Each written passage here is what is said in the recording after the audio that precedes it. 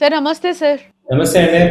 Sir ఈరోజు మనం gold చూస్తే మళ్ళీ 2 రోజుల నుంచి తగ్గింది, పర్వాలేదు అని అనుకునే టైంలో మళ్ళీ పెరిగింది, మళ్ళీ డౌన్ అవుతుంది. ఏంటి ఈ గోల్డ్ ఫ్లక్చుయేషన్స్ అసలు? ఇప్పుడు కొనేవాళ్ళకి ఏం చెప్తారు? కొనుక్కోవచ్చా? ఆల్రెడీ కొనుక్కున్న వాళ్ళు మొన్నటి వరకు బాధపడిన పరిస్థితి కూడా మనం చూసాము. ఏంటి అసలేం చెప్తారు? ఇప్పుడు గోల్డ్, సిల్వర్స్ వచ్చి ఏంటంటే ఒక రకమైన డౌన్ ట్రెండ్‌కి కన్ఫర్మ్ అవుతున్నాయండి. నిన్న గోల్డ్ యాక్చువల్‌గా $300 పెరిగింది. పెరిగి ఇంటర్నేషనల్‌గా 5100 దాకా వచ్చింది. అలాగే సిల్వర్ $90 దాకా వచ్చింది ఇంటర్నేషనల్‌గా. అలాగే మనకి ఇండియాలో తీసుకుంటే 1,60,000 దాకా వచ్చింది. 1,50,000 59,000 దాకా వచ్చింది ఇది ఇండియన్ మార్కెట్‌లో. అలాగే సిల్వర్ తీసుకుంటే 2,95,000 దాకా వచ్చింది నైటు. ఆ తర్వాత ఏంటంటే 2 న్యూస్‌లు మార్కెట్స్‌ని ఇన్‌ఫ్లుయెన్స్ చేశాయి.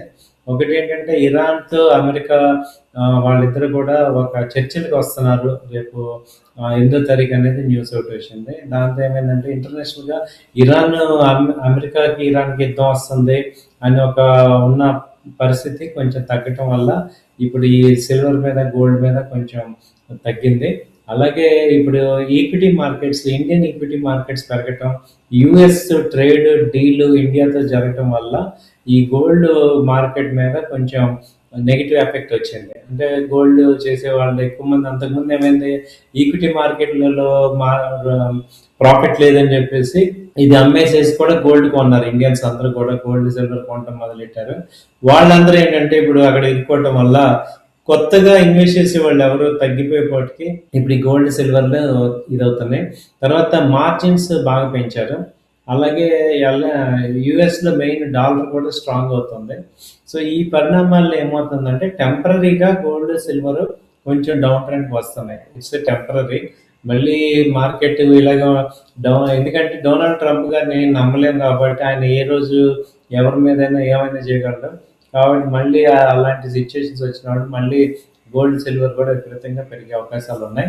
అయితే కొంచెం ఇప్పుడు ఏంటంటే మనం ఎంజాయ్ చేయాల్సింది ఏంటంటే ఈ కరెక్ట్గా మ్యారేజ్ టైంలో ఇది తగ్గటం అనేది ఒక మంచి పరిణామం లాగా అనిపించింది. 24 క్యారెట్స్ ఇప్పుడు ప్రజెంట్ చూసుకుంటే 1,50,000 అలా ఉంది. అసలు ఇంకోటి ఏంటంటే ఈ నెక్స్ట్ లాస్ట్ 2 months నుంచి కూడా మామూలుగా గోల్డ్ మనం ఎవ్రీ డే చూస్తుంటాం. అంటే ఇవాళ ఒక రేట్ చూసామంటే మళ్ళీ గోల్డ్ కొనేటప్పుడు నెక్స్ట్ డే చూస్తాం.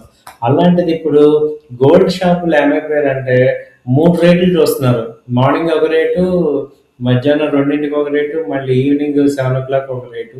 అలా మారిపోతున్న రేట్లు ఇవాళ కొంచెం ఒత్తిడి తగ్గి ఒక నార్మల్ రేట్లు అనేవి చూస్తున్నాం. సో అలాంటి రేట్లు ఇప్పుడు గోల్డ్కి, సిల్వర్కి కూడా ఉన్నాయి. ఇవి కూడా ఒక రకంగా ఎక్కువ రేటే. ఇంకా 20%, 25% కరెక్షన్ అనేది గోల్డ్, సిల్వర్లో కూడా ఎక్స్పెక్ట్ చేస్తున్నాం. బట్ ఇమ్మీడియట్గా అవ్వకపోయినా లాంగ్ టర్మ్లో ఛాన్స్ ఉంది. ఎందుకంటే ఈ అమెరికాకి, చైనాకి ఈ మెటల్స్ మీద ఒక పెద్ద ట్రేడ్ వార్ వస్తుంది. అంటే అమెరికా ఏమవుతుందంటే మెయిన్ చూసేది ఈ యొక్క రేట్లు పెరగకూడదని అమెరికా చూస్తుంటుంది. చైనా ఏమంటుందంటే మెటల్స్ రేట్లు పెరగాలి వాళ్ళకి. ఎందుకంటే ప్రపంచంలో అత్యధికంగా నిల్వలు ఉన్నవి అక్కడే ఉన్నాయి. సో ఇప్పుడు గోల్డ్, సిల్వర్, కాపర్ రేట్లు పెరగాలనేమో చైనా వాళ్ళు చూస్తారు. అవి తగ్గాలని అమెరికా వాళ్ళు చూస్తారు. ఇప్పుడు ఈ ఎక్స్చేంజ్ కంట్రోల్ అంతా కూడా కోబాల్ట్ అని యుఎస్లో ఉంటుంది. London LME, London metal exchange. వీళ్ళు ఏం చేస్తారంటే ఎక్కువ రేట్లు పెరిగినప్పుడల్లా మార్జిన్స్ పెంచేస్తారు. ఎప్పుడైతే మార్జిన్స్ పెంచేస్తారో అప్పుడు లాట్స్ తగ్గిపోతాయి. ఎక్కువ మంది కొనుగోలు శక్తి తగ్గిపోతుంది. ఆటోమేటిక్గా రేట్ డౌన్ అవుతుంది. సో ఇది దాదాపు చాలా సంవత్సరాల నుంచి కూడా ఇదే జరుగుతుంది. సో ఇంటర్నేషనల్గా ఈ గోల్డ్, సిల్వర్ ట్రేడ్ అయ్యే ఎక్స్చేంజ్లు ఏమో అమెరికా కంట్రోల్లో ఉన్నాయి. గోల్డ్, సిల్వర్ మైనింగ్ అంతా కూడా చైనా కంట్రోల్లో ఉంది. కాబట్టి వీళ్ళిద్దరి మధ్య టగ్ ఆఫ్ వార్ వల్ల ఈ సామాన్యులు ఏమవుతున్నారంటే మన ఇండియన్స్ ఎక్కువ మంది ఇలా బాగా ట్రేడర్స్, ఇన్వెస్టర్స్ ప్రాబ్లం లేదు, ట్రేడర్స్ కొంచెం నష్టపోతున్నారు. అలాంటి వాళ్ళు కొంచెం జాగ్రత్తగా ఉండి చేసుకోవాలి. ఇప్పుడు మనం గోల్డ్ మీరు హై రేట్లో కొన్నా, సపోజ్ సిల్వర్ 4 lakhsలో కొన్నా కూడా అది ఇన్వెస్టర్ అయితే మళ్ళీ ఇక్కడ యాడ్ చేసుకొని మళ్ళీ ఎప్పటికో ఒక 1 yearకి ఎప్పుడన్నా ఇప్పుడు ఎందుకంటే రేటు పెరిగేవే టెంపరీగా ఇప్పుడు తగ్గినా కానీ ఓవరాల్గా సిల్వర్ చూసుకుంటే దానికి ఆ డిమాండ్ ఉంది. కాబట్టి కాకపోతే ఒకేసారి రేటు హైపర్ ఇన్ఫ్లేషన్ అయిపోయింది, రేటు రిగ్గింగ్ అయిపోయింది. Silver rate. కాబట్టి అలా కాకుండా మనకి సిల్వర్ గానీ, గోల్డ్ గానీ ఒక గ్రాడ్యుయల్‌గా పెరుగుతూ ఉంటే అవి మనకి సస్టైన్ రేట్స్ అంటాం. సో, అలా ఇప్పుడు ఒకసారి కరెక్షన్ అయిపోయి మళ్ళీ గ్రాడ్యుయల్‌గా పెరుగుతాయన్నమాట. అప్పుడు మనకి మంచి అప్పుడు రేట్లవి సస్టైన్ అవుతుంటాయి. సో, ఇది సిల్వర్ మీద, గోల్డ్ మీద ప్రెజెంట్ ఇలా ఉంది. సార్ అంటే ఇంకా తగ్గే ఛాన్సెస్ ఉన్నాయా? అంటే ఇప్పుడు కొనుక్కునే వాళ్ళకి మీరు ఇందాక కూడా అన్నారు ఇప్పుడు కొంచెం పెళ్ళిళ్ళ సీజన్ స్టార్ట్ అయింది కాబట్టి ఇప్పుడు కొనేవాళ్ళు ఇప్పుడు తీసేసుకుంటే బెటరా? ఇంకేమైనా హైక్ అయ్యే ఛాన్సెస్ ఉందా? అంటే మనం 1,80,000 వరకు కూడా చూసాం. అప్పటి నుంచి ఈరోజు మనం చూసుకుంటే 1,60,000 వరకు వచ్చింది.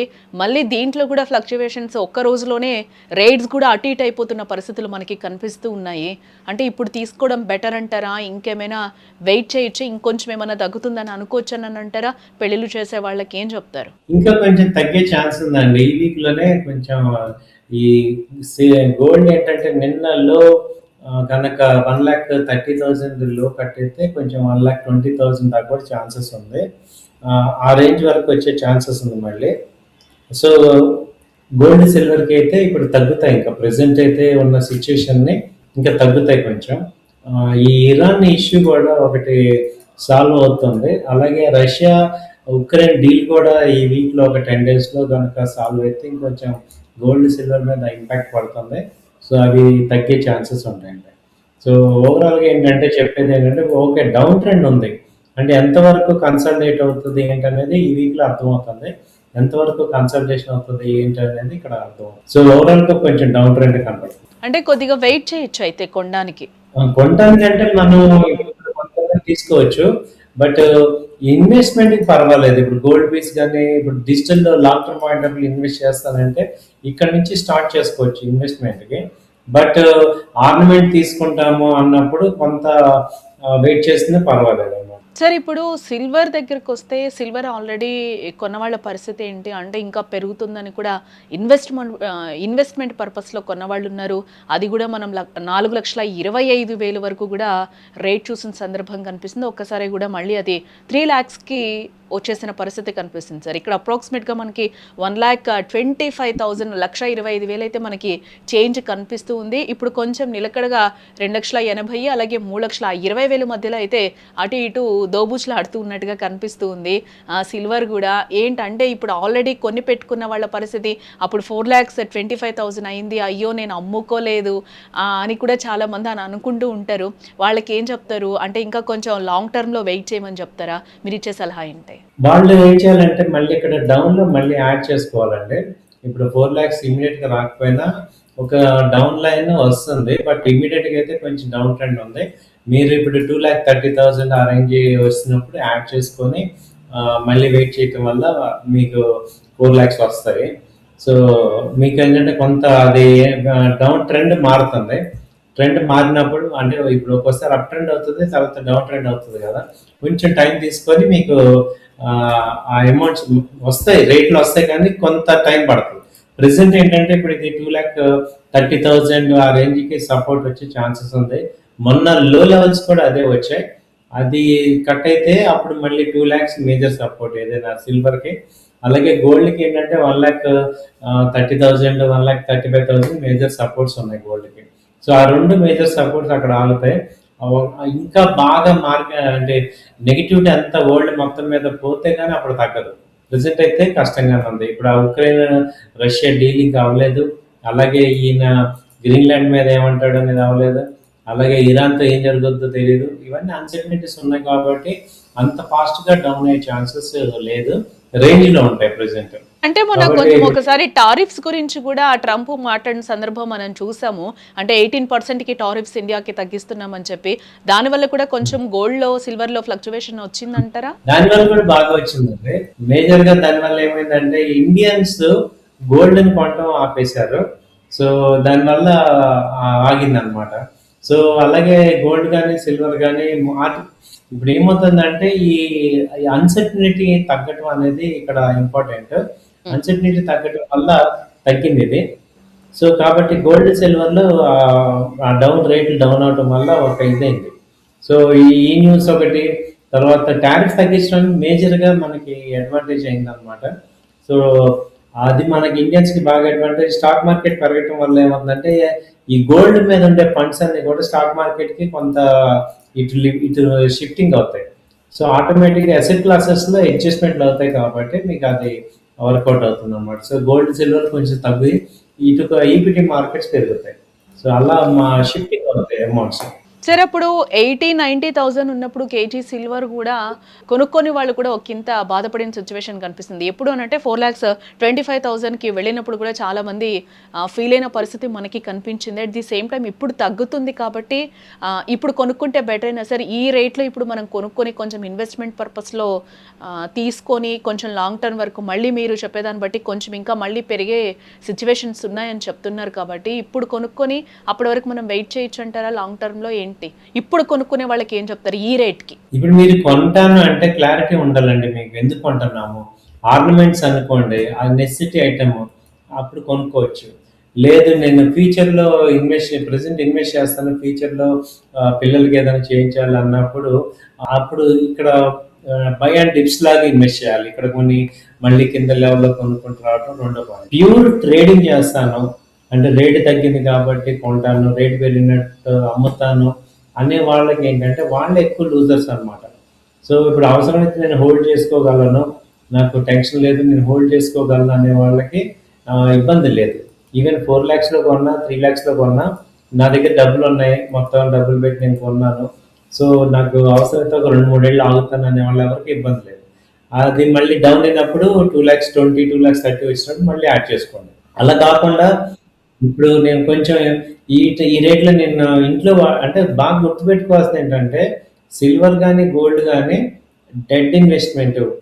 అంటే ఒకసారి కొన్నామంటే అది ఇంట్లో ఇచ్చేసామంటే మళ్ళీ మనకి ఎవరు, ఈవెన్ అది గోల్డ్ ఏదైనా కానీ ఊరికే తాకట్టు పెట్టుకోవడానికి కూడా ఇస్తారు కదా తప్ప అమ్మటానికి ఎవరు.